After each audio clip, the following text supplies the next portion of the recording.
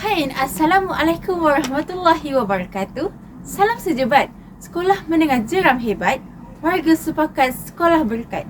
I, Nur An-Najrah from Sekolah Menengah Kebangsaan Jeram with the code of BEA 3078 wants to review one of my favorite novels. And now, let me introduce it.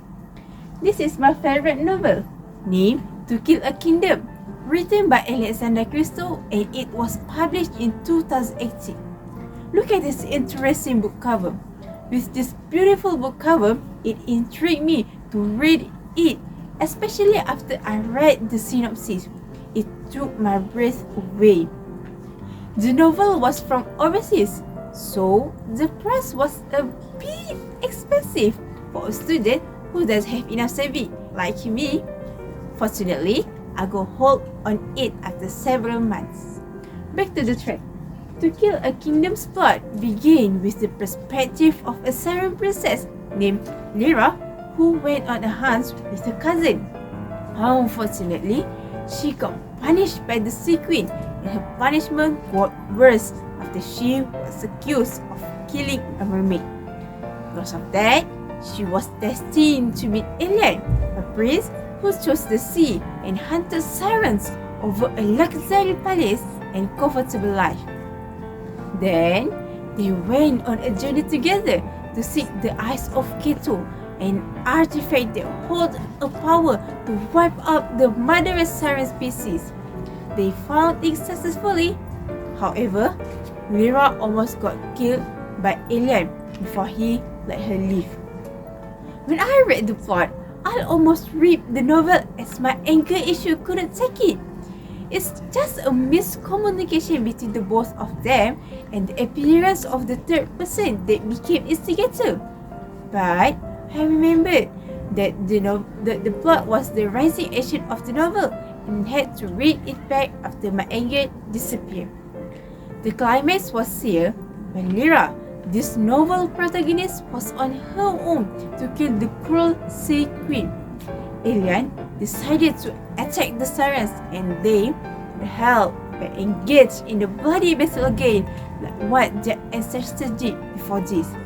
Lyra laid her hand on the eyes of Keto, and they immediately watched how the Sea Queen's, Lyra's own mother's body turned into sea foam, a usual sign when a siren did.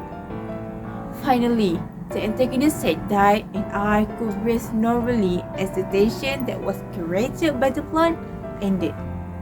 Lyra was appointed as the new Sea Queen, and she gave it the freedoms that the sirens had been craving for a long time. She also stopped everyone from following the bloody tradition ever again. And the story ends there. What about her relationship with Elian? Well, they pretty much in love. Elian always brought his adventurous story to Lyra, as the new Sea Queen no longer had time for traveling. I read this novel 9 out of 10. The ending was quite predictable for me.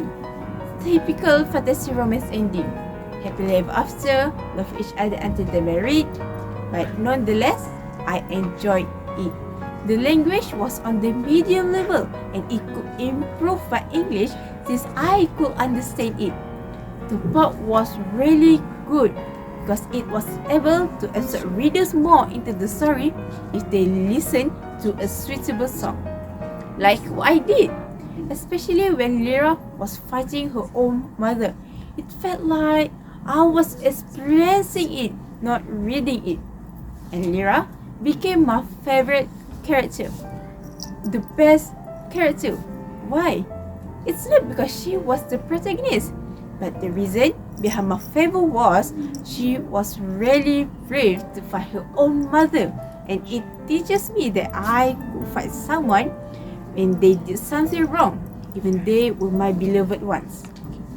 She was also a responsible princess because she cared about the people that were under the reign of the cruel Sea Queen.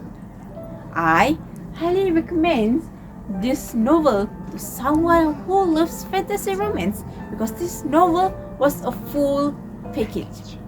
Action, thriller, and a bit of mysteries to spice up things. The price was a little expensive, but you have to believe me that it was worth it. I think that's all from me. Thank you for watching. Bye.